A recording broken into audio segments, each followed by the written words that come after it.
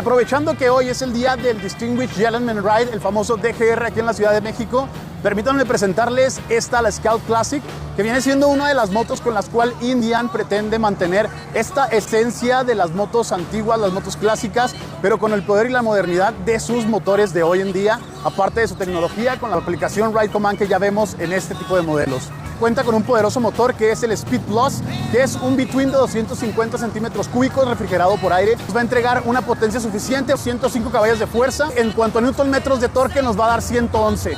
En cuanto a la suspensión, vamos a encontrar en la parte delantera 2 barras telescópicas y en la parte de atrás vamos a contar con 2 monochoc.